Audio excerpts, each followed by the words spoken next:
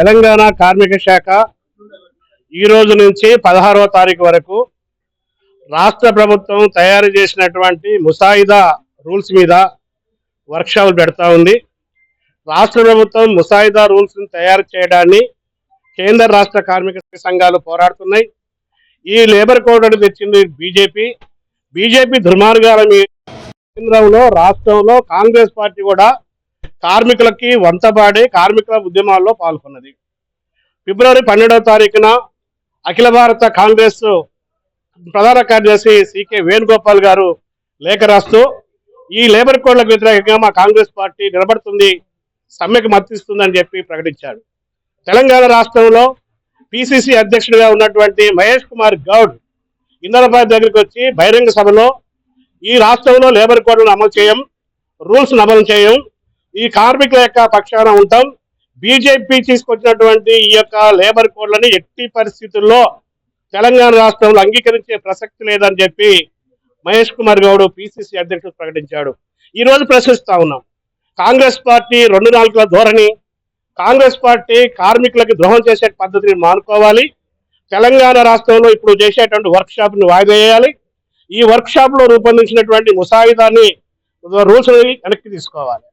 కేంద్ర చట్టంలో ఒక వెసులుబాటు ఉంది.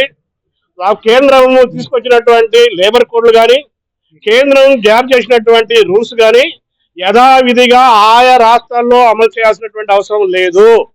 ఇది చట్టంలో ఉంది, ఇది లేబర్ కోడ్లలో ఉంది, ఇది కేంద్ర రూల్స్ లో ఉంది.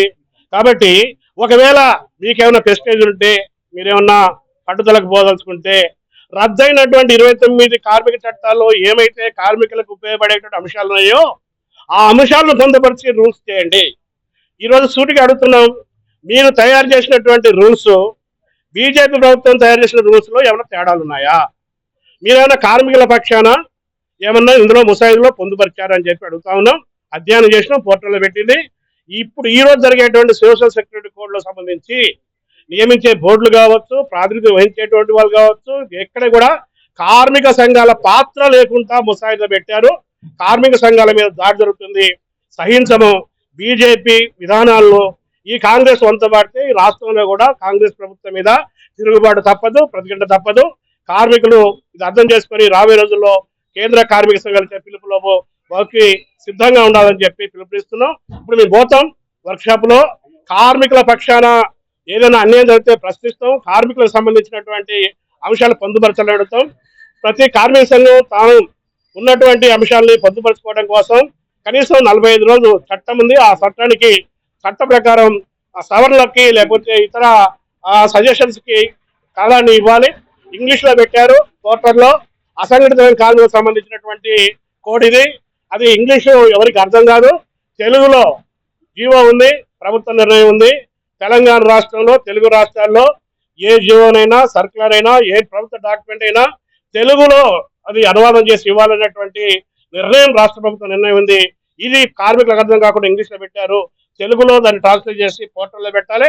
కార్మిక సంఘాలు ఒక అత్యంత దుర్మార్గం ఏంటంటే, ఇలాంటి ముఖ్యమైనటువంటి అంశాలు నిర్ణయం తీసుకునేటప్పుడు, చర్చించేటప్పుడు కేంద్ర కార్మిక సంఘాలని రాష్ట్ర కార్మిక సంఘాలని పరిగణలోకి తీసుకొని చర్చలు జరిపి అభిప్రాయాలు తీసుకొని ఇలాంటివి చేయాలి. ఈరోజు ఇక్కడ కేంద్ర కార్మిక సంఘాలని రాష్ట్ర కార్మిక సంఘాలని రాష్ట్ర ప్రభుత్వం బుల్డోజ్ చేస్తుంది. ఇది మంచి పద్ధతి కాదని చెప్పి మరి ఆయనకి విజ్ఞప్తి చేస్తా ఉన్నాం.